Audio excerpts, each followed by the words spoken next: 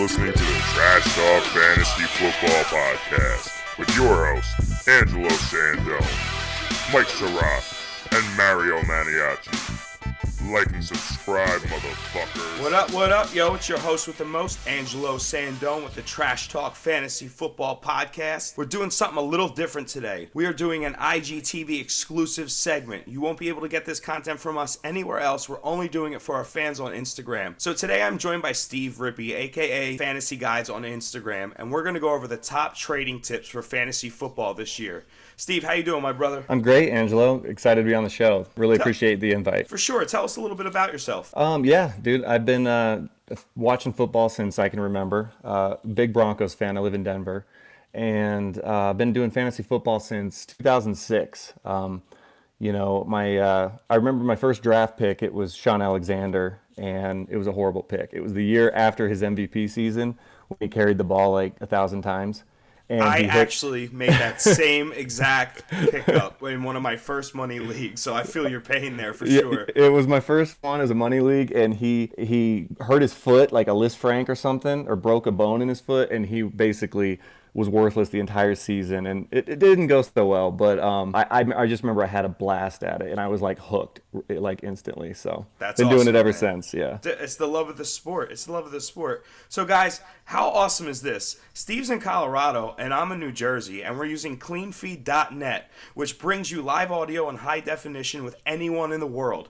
Best part, it's completely free. So whether you're a podcaster or a business professional, cleanfeed.net has got you guys covered in the internet conferencing world. So Steve, I texted him about it today. We decided to do this segment, and I told him to download cleanfeed.net. Dude, how simple was it?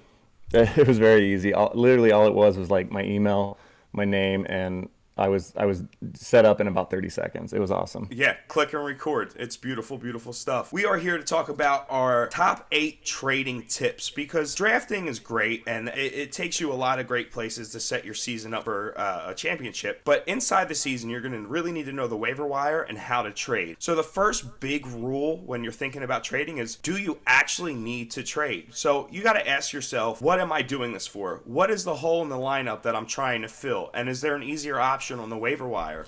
If the answer is that you need a wide receiver and there's not a decent option on the waiver wire, then it's time to start looking for a trade partner. We have this idea of how our draft is going to go, and we have players that we're targeting, and we don't always get those players. We get some of them, but we don't get all of them. A lot of times what I find is, there'll be a player that I don't expect to be in a certain spot. Maybe it's a tight end, and I already have a tight end, but I can't pass up that player. If a player that has fallen in ADP is there and is just too good of a value, I'll take that player. He's a guy that I'm like, all right, well now I have a possible move I can make, post-draft, for instance. That's where I look for those kind of deals later after the draft. Which is perfect, too, because then rule number 2 is know your league. Figure out which team in your league has a position you don't have. But more importantly, know who on your team can help their team enough that they'd be willing to do the deal. Remember, you're offering them this trade, so you want to give them like a bit of an impressive deal. Like, you have to be able to grab their attention. You know what I mean? If the deal doesn't make each team better, then it doesn't make sense. So along with which teams you match up with in a trade, you also have to make sure you're not like helping them out. as much as you want to help your team out, they might wind up playing you again in the future, or even worse, in the playoffs. That's the good and the bad of it. There might be a perfect situation that's sitting out there, a player, maybe he's got, more running backs than he can start, and you're hurting at a running back, but you've got too many wide receivers. But then you look at that player and you're like, oh man, they're in my division, or they got a good team and I want to play them, the first game of the playoffs. So you kind of have to evaluate that. You got to really kind of look ahead. And it doesn't mean I won't do that trade, but I definitely have to think about it ahead of time. Well, that happens all the time for sure. You have to know where the balance is in your league. So I'm in a keeper league. I know you're a big dynasty guy as well. Oh, I love it. So yeah. I'm in a keeper league, and I have a ton of great talent. I drafted a monster team last year. I'm not here to brag. Toot though. I am going to beat my own horn.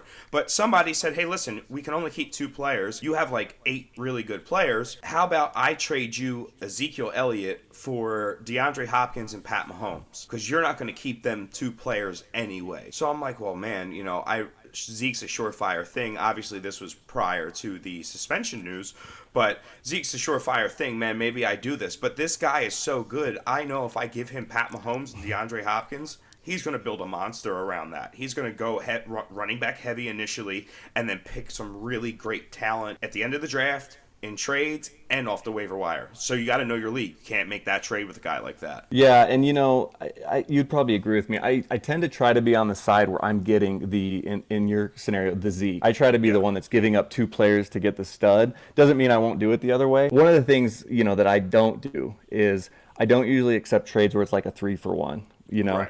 Because it's garbage. You're getting 3 piles of garbage for one. Yeah, or it might, they have all these calculators out there, and you can look it up, and it might be even. It's like these 3 players are worth, a third of of Zeke, but they add up to Zeke. Well, yeah, that's all good, but I can easily find that third player on the waiver wire, right. And the other ones aren't giving me league winning upside. And I always try to get that player that's got that league winning upside, And I get it, like the example you're just giving with D-Hop and Mahomes. I mean, if somebody sends me D-Hop and Mahomes, I'm instantly already looking, how can I move Mahomes? Right, so right. I know what you mean. But speaking of that 3-for-1 deal, perfect segue to rule number 3: don't be the bogus trade guy. So every league, correct me if I'm wrong here, but every league has that one guy, the guy who wants to send you a bag of donuts and a hot coffee for Saquon Barkley. One thing I can promise is that if you do that too much, your future offers are going to be overlooked, undervalued, and probably even worse, just like kind of ignored altogether, because no one's going to want to hear what you have to say. Like, it's kind of like the boy who cried wolf. Oh, absolutely. Yeah, we've all got them. You get these offers, and they'll even sell it to you like it's a good offer. Like, hey, you're hurting at running back,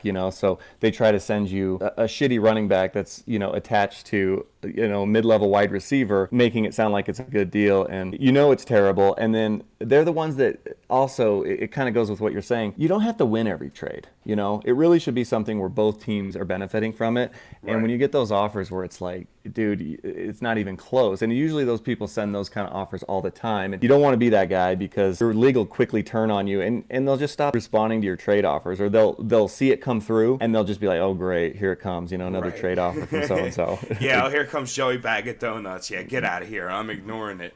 Rule number 4: buy low, sell high. Seems simple, but this is one of the most overlooked rules in trade. People buy players that have already their best games behind them. Perfect example, last year, I traded Michael Thomas in week 5. He had an awesome first start of that season, but he played some really easy opponents, and Mark Ingram wasn't there anymore. I knew that Mark Ingram was coming back. I knew that would affect his numbers slightly, and funny enough, all the great things that he did in the first 4 games, he only did those things one other time throughout the rest of the season. Even though his numbers were still great and he was a good receiver, I wound up getting a top flight running back for Michael Thomas, and I went wide receiver heavy. So you gotta buy low, sell high. Other than that, you just gotta really know the trends. You gotta know both sides of the trades, like future matchups. So who are your guys playing? Playoffs, when is your bye week? All that kind of stuff. Well, yeah, it's sticking with the Saints there. It's Alvin Kamara, the same thing. He averaged 34 points per game when Ingram was out of the lineup for that first month of the season. And after that, he was still solid. He was still averaging right around 20 points a game. But if you try, you could have probably traded him. Now, there's only maybe 2 players I would have traded him for, Barkley or Christian McCaffrey. I actually didn't own any Alvin Kamara last year, unfortunately. You probably could have got like a DeAndre Hopkins plus, Christian McCaffrey after the first month of the season for him, So you got to know when to take advantage of those things, and you also got to know when to avoid them. Rule number 5: only starters win games. Another obvious rule that gets thrown to the wind when trades go down. It's really simple. If you have depth at wide receiver, you need a running back, trade a wide receiver for a running back. Don't worry about the depth you have on your bench. Yeah, it's nice having depth on your bench. It looks really cool. You can kind of dick swing to your friends, but only starters win games. What does it matter if your bench guy scored 50 points? It means nothing. Yeah, and so many of these bench guys are replaceable too. Your flex spot, you can find so many of those guys that, the points per game are so minor, with those type of players. You really don't want to give up one of those players that's giving you 20, 25 points per week just to get some player that you don't have to worry about like having an injury in the playoffs. You can find another player to replace that player. Absolutely. Number 6, we actually kind of touched on it already, Steve, you brought it up, is 2-for-1 deals. This could also fall under the radar of like know your league, but if there's a team in your league with serious lineup voids or like critical depth issues where they're completely wiped out and there's nothing on the waiver waiver wire because it's a deeper league. Chances are they also have a losing record. Funny enough, it's how those things intertwine. So they need to make a move ASAP, especially depending on what time of the year it is. So be the team that gives them a decent to good players for one stud. If they have DeAndre Hopkins, go ahead and trade them a number 12, or I'm sorry, number 12, like a number 15 receiver and a number 18 receiver, and give them the depth and take the stud because you have the ability to do it. So do it. Yeah, I almost said the exact same thing. Basically, like I had D-Hop in my example of a player that I'm always trying to target. I love D-Hop. And someone like, I would even do like a Keenan Allen and like a Chris Godwin or something because, I love Keenan Allen too, but DeAndre Hopkins is just so elite. If I can get less for him, if I can do something where it's like a wide receiver 15, like you said, or a wide receiver 18, I'll do that. I get aggressive with this stuff because just the advantage that a player like DeAndre Hopkins gives you over your opponent, it's hard to get that advantage. Absolutely, and he does it with good quarterbacks. He does it with bad quarterbacks. He just does it. He's perfect. Absolutely. Yep. Rule number 7, forget about the ADP. Do not hold unrealistic value on a player just because you spent draft capital. And it's tough. I have to do it all the time. The most constant in fantasy is that things will change. Players will get hurt, stars will fade, sleepers will wake up. You gotta stay fluid, which means you have to be able to adapt as things change. So allow your opinions to change as the league changes as well. You can't go into a trade and say, well, you know what, I used a 4th round pick on him, and it's just a lot to give up for this player that, he has a question mark too. Perfect example, I drafted Terrell Pryor a few years ago. Completely ruined my season. I think I drafted him in the late 3rd, early 4th round. There were some trade offers initially. I should have taken whatever came, but I couldn't let go of the fact that I drafted him in like the late 3rd, early 4th, and I had to get more, and it burnt me. Oh yeah. The thing is that you have to have a short memory in fantasy football, whether it's you lost a trade with a player that you're trying to move or you drafted a player high. You got to just move past it. And I remember it's funny. I feel like I forget some of the trades I win, but I never forget the trades I lose. You learn from it, and you got to be fluid. You got to realize that the market literally changes by the week too. For sure. By so the like day. It does. Last year example was I drafted Mike Evans. Because I was a big Mike Evans believer, even though he had that bad 2017 season. I drafted him, and towards the end of the season, I picked up Damian Williams, and I had a really good team, and I was playing in the championship. Yeah, I was playing the championship game, and I had to decide. This isn't necessarily, for trading, but it kind of gives you an idea on the value thing. If I was going to start Damian Williams or Mike Evans in the playoffs, I ended up benching Evans, and it was the right move. I think Damian Williams scored like 30 points. But to spin that, if you're going into the playoffs, you're reaching the trade deadline, you're hurting at running back. You may have used a first-round pick on Mike Evans or a player similar, but you need a running back, and there's a player like Damian Williams. I'm not afraid to push the buttons, in a standard redraft league. For sure. Where you don't keep these players. Yeah, because you might have used that first round pick, but you got to look at, you're only a few weeks away from playing in a championship game. You got to make the moves that make sense at that time, not what made sense, when you were doing your draft. And don't forget that hindsight's 2020, because I lost my championship in my big league this year because I am a diehard Cowboys fan.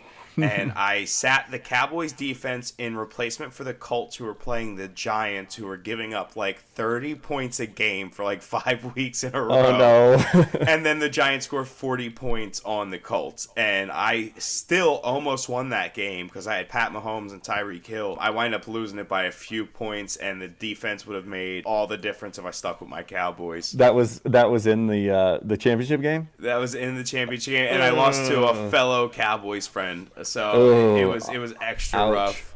For sure. Ouch, for sure. Last but not least, rule number 8, fantasy trade evaluator apps. Everybody is looking for free or quick advice. Hey, don't forget, we answer DMs for free all the time. But there are several trade evaluators and calculators that have emerged, and I'm sure there's more growing by the day that will give you calculated advice whenever you want. They will evaluate and rate the trade based off past performances of the players, future strengths and remaining schedule, bye weeks, injury history, and all that. Always nice to get an unbiased opinion on that, and you can do it instantly. There's a couple things that people can do right off the bat to change their fate in fantasy football. Go look at the fantasy ADP calculator or fantasy calculator ADP. Bring that to your draft and use that. Pick the best player available, and I bet you your team you'll be able to navigate with what you have for the rest of the season. And when you make trades, use a trade evaluator app. That'll cut out most of the stupid stuff that people do. Oh, absolutely. I use them all the time, and it's not a science. It's not this isn't facts. It's basically different opinions from different outlets. And what I do is I try to show like a common ground with, my fellow league mates. Like, hey,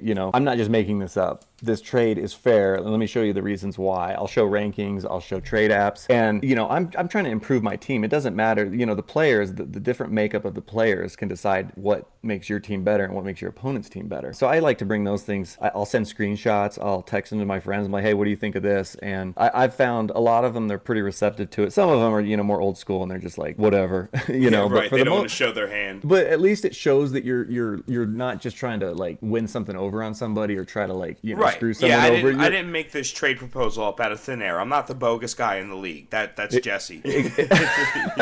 That's hilarious. Yeah, no, I found those things, they do work. If you give it that little bit of like, you're being genuine, you're like, hey, look, I looked this up. It goes a long way and you get more response that way. For sure. Well, dude, I had a blast today. Thank you so much for coming on. We got to do this again, man. We Oh, got for a sure. good vibe going on. I agree. Anytime, man. Hit me up and I'll come on anytime. Be sure to like and follow. If what we put out today helped you in any way, please share it. If what we put out today pissed you off and you think we're stupid, please also share it as well. But your mom's a hoe. Make sure you follow us on Instagram. Give us a like and check out Fantasy Guys on Instagram. They're a great page with great information. Peace out.